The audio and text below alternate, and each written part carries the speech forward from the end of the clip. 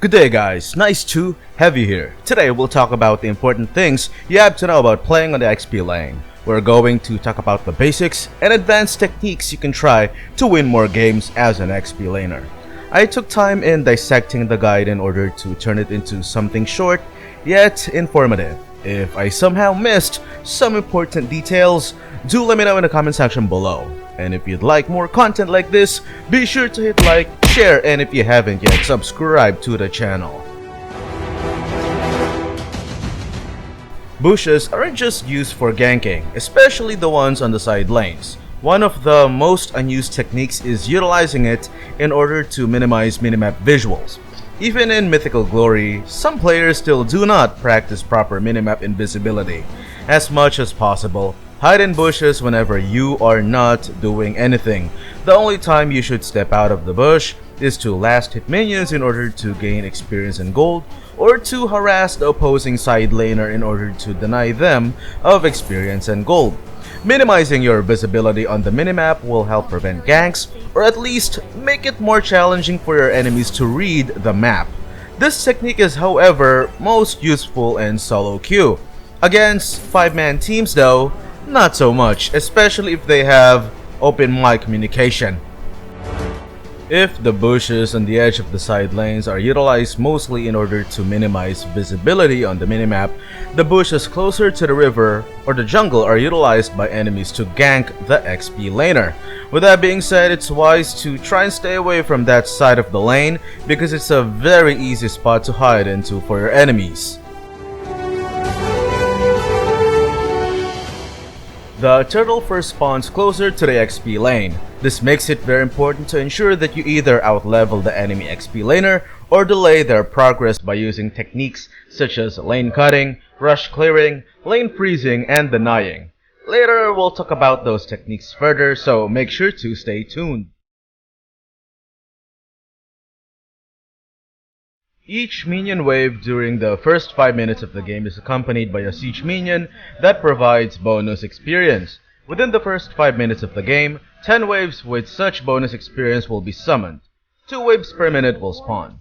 The bonus experience they provide is roughly around 35% more than what regular siege minions give after the 5-minute mark. With that being said, never ever take that for granted because those bonuses are only available during the first 5 minutes of the game. Here's a table that might help you understand it better. If only I had the power.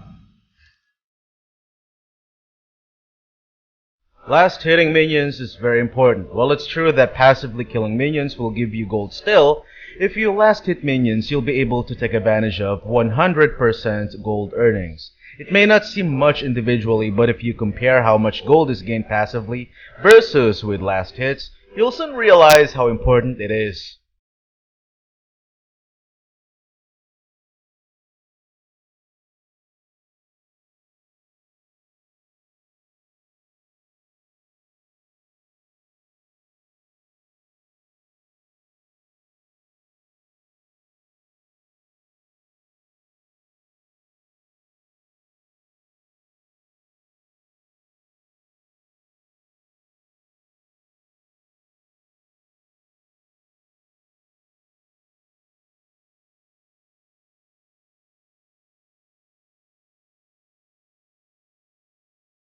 The technique aptly called lane cutting is the act of cutting the minion lanes in order to gain advantage in both experience and gold. This can be done anytime during the game but is most effective when done on the first minion wave. This is a very aggressive technique that's utilized by a lot of high-level players, usually on the Mythical Glory. However, this is a high-risk, high-reward technique and it has a couple of weaknesses. As I said earlier, it's a pretty common technique, and since it's common, a lot of players expect it. For those players who are expecting it, what they usually do is hide in that bush and prevent the lane cut attempt. The bad news is they will have the advantage of vision and the first strike. Usually, dealing the first blow can provide you an advantage, especially in the early game, and most especially if you're playing with a skill type early game hero such as Hilda, Pakiro, and Balman. Another technique players do, and this is by the way something I usually do myself, is just to head to the lane as normal and wait for the minions to arrive.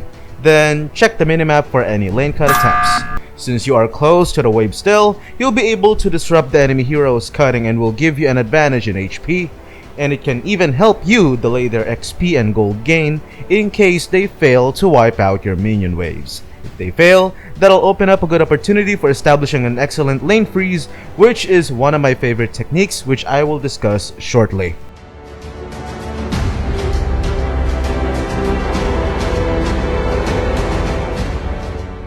Freezing is the act of not clearing the minion lanes aggressively and only attacking to finish off or last hit minions. What this does is it allows you to manage where the minions will gather or build up. It helps you prevent getting ganked by avoiding being too deep in the enemy side of the map and forces the opposing XP laner to go deeper towards your side. This is best utilized in helping you deny experience and gold, which we will discuss next.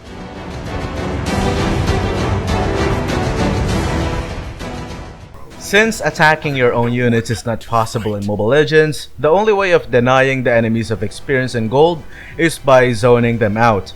This is best utilized with lane freezing.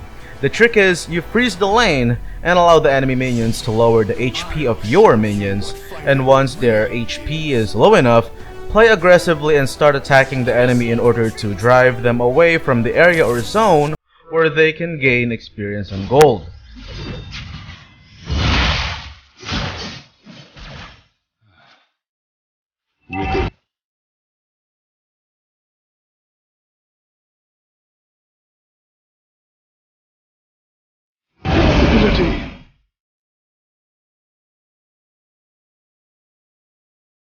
Rush clearing or rush pushing is the most common technique players are using.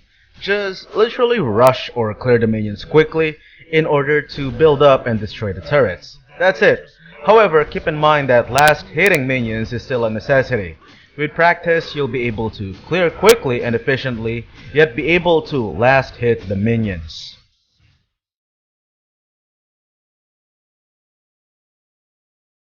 You are the defensive anchor of the team. Depending on how fast or slow your pacing is, you are expected to defend both the XP lane and the middle lane from 6 minutes onwards, or whenever the middle lane hero is not available to defend it.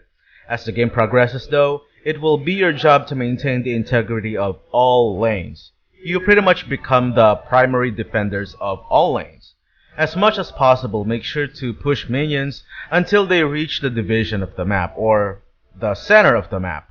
This will ensure that your minion waves will have an advantage against their minions, therefore forcing the enemies to either push the lane or spread out in defending the lanes.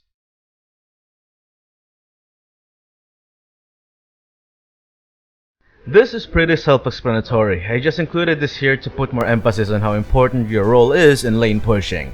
Kills are not your priority. Let the kills come naturally to you, especially during the laning phase. The only time you should be joining team fights is if the clash is conveniently located from where you are, or if because your lanes have a wave advantage over the enemies.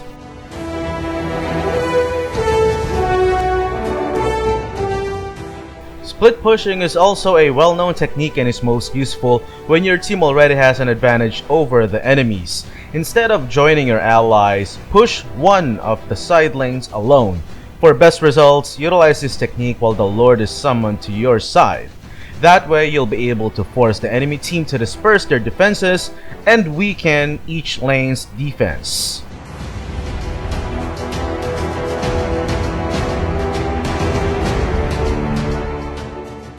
XP laners are expected to act as a secondary tank for the team. This is why most meta XP laners are very tanky and difficult to kill. Creating space by using sheer intimidation and skills can be very helpful. Use your skill set in order to isolate enemies and let your allies take the kill, while you maintain the distance the enemy have with your allies. You are also expected to zone out enemies attempting to take objectives. Protecting your allies is also part of your responsibilities. While taking the kill is nice, prioritizing your allies' safety is much better. During team fights, make sure to muster all of your senses in making good decisions when it comes to taking down enemies and protecting your squishies.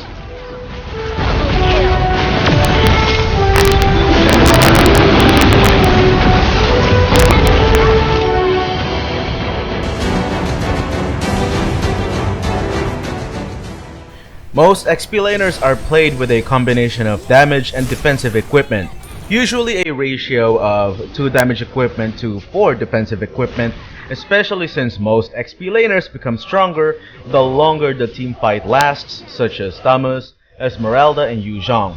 Some exceptions to this item ratio are attack type XP laners, or those that rely usually on their basic attacks to take down enemies, such as Zilong and Argus.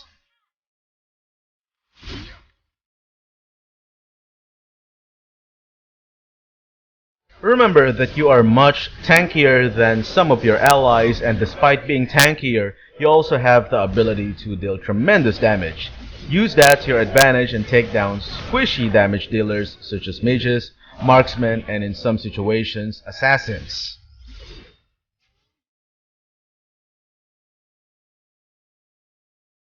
When it comes to team fights, always prioritize major objectives and lanes. This is why it's very important that you don't spend time camping. That's not your job. Your job is to manage the lanes efficiently. If you do that, you'll be able to join team fights frequently. After giving your lane an advantage by either building up the minion waves or by destroying a turret, switch lanes. If there's a clash nearby, join it. That's how it works. It's not the other way around.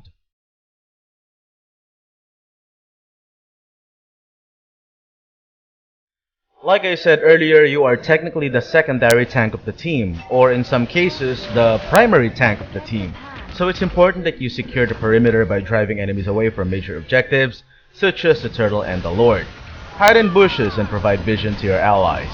Be extra alert and be on the lookout for divers, especially junglers, that are more than capable of stealing major objectives because of retribution.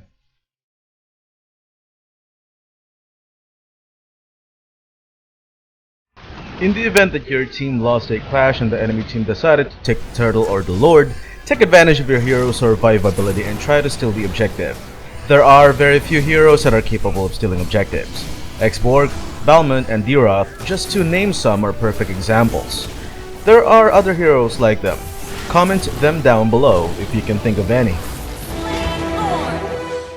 Individually, these tips and recommendations won't be enough.